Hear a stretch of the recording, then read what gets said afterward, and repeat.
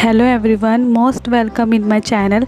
ये देखिए, मैंने मीशो से कुर्ती मंगाई थी लेकिन बहुत ज़्यादा ढीली है जो कि मुझे बिल्कुल भी पसंद नहीं आ रही। तो मैं इसकी फ़िटिंग करेंगे और अच्छी तरीके से करेंगे और देखेंगे कि फ़िटिंग देखिए मैंने कर ली है और किस तरीके से अच्छी फ़िटिंग इसकी आई है। तो ऐसी रेडीमेड कुर्ती की फ़िटिंग करना मैं बता रही हूँ कि रेडीमेड कुर्ती की फ़िटिंग आप अच्छे से कैसे कर सकते हैं। तो चलिए स्टार्ट करते हैं।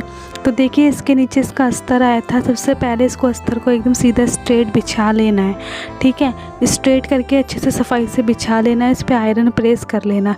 सबसे पहले आपने अपने यहाँ पर टक्स पॉइंट यानी कि 10 इंच जो टक्स पॉइंट था उस पे निशान लगाओगी। ठीक है, यानी कि चेस्ट का जो 10 टक्स पॉइंट होता है, क्योंकि जो लाइनिंग होती है लूज़ होती है अंदर से। ठीक है, उसके बाद कमर का निशान 14 इंच पे और 20 इंच पर इसके हिप है।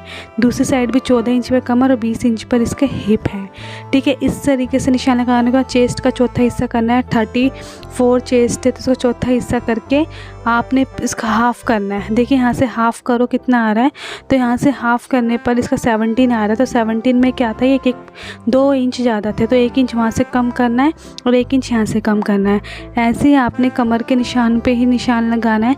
तो कमर 28 थी, 28 का आधा 14 हो गया और 14 का भी आपने ऐसे ही हाफ़ करके जितना भी एक्स्ट्रा आ रहा है उसे निशान लगा लेना है। अब आपने इसे स्ट्रेट लाइन ड्रॉ करना है। इस तरीके से स्ट्रेट लाइन ड्रॉ करेंगे।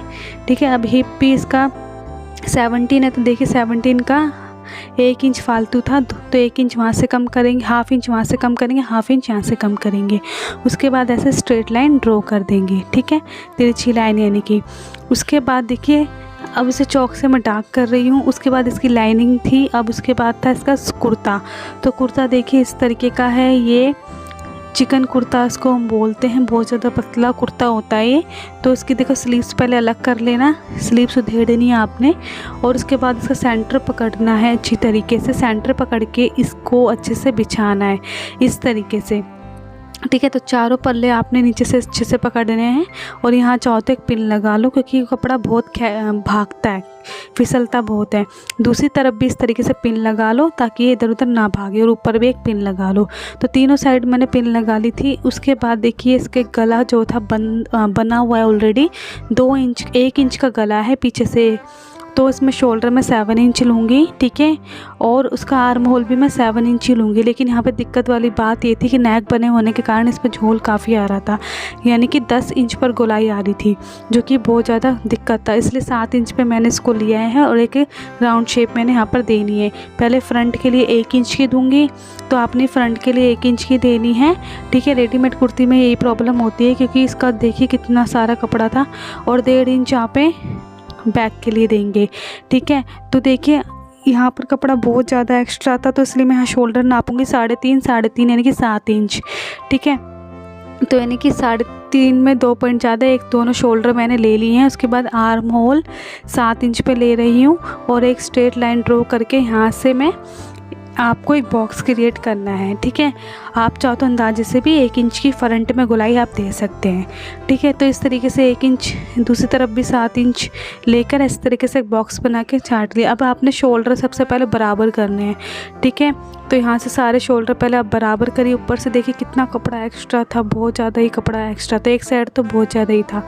ठीक है, उसके बाद देखिए शोल्डर को अच्छे से बराबर करने के बाद आपने क्या है, फ्रंट में 1/2 इंच की गोलाई भी देनी है। अब उसके बाद देखिए इसके किनारे भी खोल लेंगे आप, किनारों की भी कटिंग कर लीजिए। ठीक है, तो किनारों पे भी सिलाई की कटिंग उधेड़ लीजिए। तो ये काट लीजिए। मैं उधेड़ नहीं सकती थी क्योंकि चिकन का कपड़ा है, उधेड़ने पर इसमें होल बन जाते हैं, तो इसलिए मैंने कटिंग करके साइडों से निकाल लिया है। उसके बाद देखिए इसको प्लेन करके बिछाओ। अपने चेस्ट का जो भी है आपका 34 उसका हाफ़ करके आपने निशान लगाना। जो भी एक्स्ट्रा आता है, जो भी बचता है, वो हमें कम करना होता है। जैसे 1 इंच यहाँ 2 इंच था तो 1 इंच यहाँ से कम करा, 1 इंच यहाँ से करा। कमर का निशान लगाना है 14 इंच पे। ठीक है, और 28 इंच इसकी कमर है। तो हिप का भी 20 इंच पे निशान लगा लेती हूँ सबसे पहले मैं, फिर मैं बताती हूँ कमर का निशान कैसे लगाना है। तो देखिए सबसे पहले 28 हिप भी निशान लगा लीजिए। 17 था तो 17 पर दोनों तरफ निशान लगाने के बाद इसको तिरछा ऐसे आपने मिलाना है, जैसे कि आपने अस्तर में मिलाया था। ठीक है, अस्तर वाली फिटिंग ही देनी है। अब देखिए इसको करने के बाद अब आपने स्लीव्स लेनी है। जो स्लीव्स आपने ली है पहले उसे चेक करो और उसको उल्टी तरफ से फोल्ड करो। बाहर वाली इसकी रॉन्ग साइड होनी चाहिए और अंदर इसकी सीधी साइड होनी चाहिए। पहले सेंटर में कट लगाना है, उसके बाद गोलाई की छटाई अच्छे से करनी। देखो कितना फालतू कपड़ा इसमें आ रहा था। इस तरीके से छटाई करने के बाद अब आपने क्या करना है, दूसरी स्लीव्स को भी अंदर इसकी सीधी साइड रखनी है, बाहर इसकी रॉन्ग साइड रखनी है। इस तरीके से आपने इसे बिछाना है अच्छी तरीके से, और उसके बाद आपने सेंटर में कट ज़रूर लगाना है। उसके बाद इसकी भी छटाई कर लेनी है। ठीक है, देखिए कितनी छटाई इसकी आ रही थी। तो अब आपने क्या करना है, अपने अस्तर को सीलना है। जो हमने फिटिंग का निशान लगाया था ना, उसके बाद आपने अपने अस्तर को सीलना है। ठीक है, इस तरीके से फिर इसको घुमाएंगे और 1/2 इंच की सिलाई आपने पीछे भी ज़रूर देनी है, ये चीज़ का ध्यान रखिएगा। ठीक है, तो हाफ इंच की सिलाई ज़रूर देनी है। दूसरी तरफ भी अस्तर को सील देंगे तो दोनों साइड अस्तर की चौक वाली जगह पर आपने जहाँ पे निशान लगाया है उसको सीलना है, और हाफ इंच पीछे भी सिलाई ज़रूर लगानी है।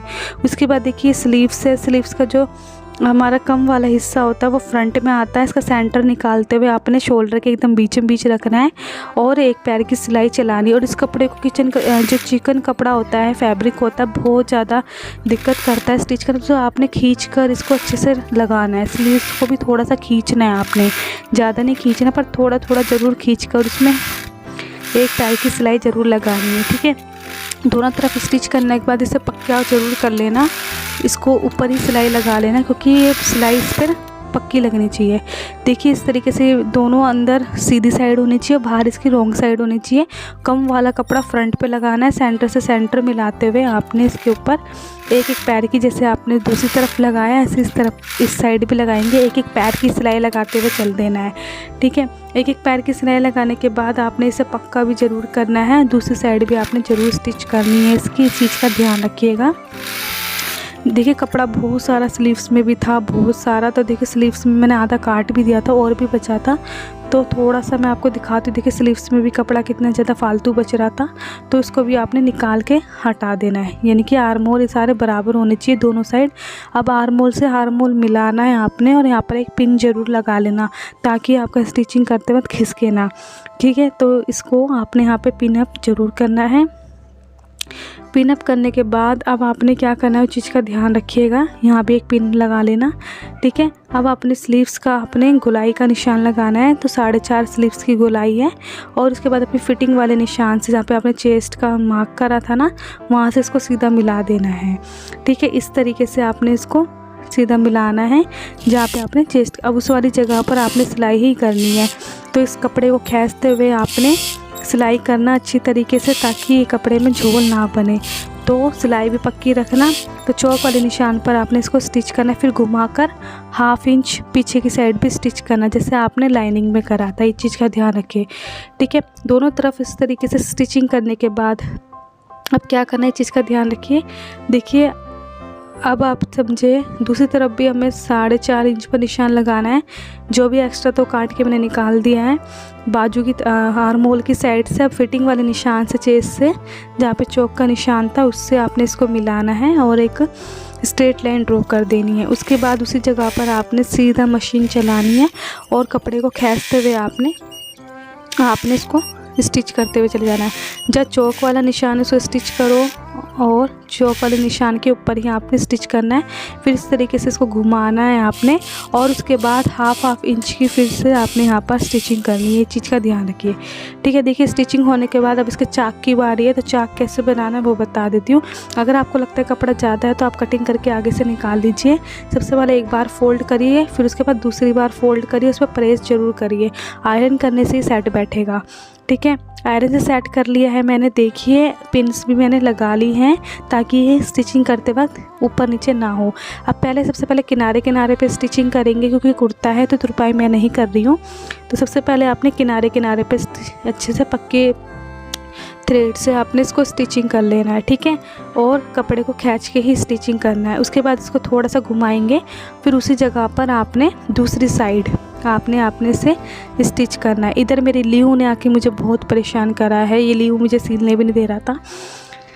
तो इस तरीके से फिर आपने दूसरी साइड भी स्टिच कर लेना है।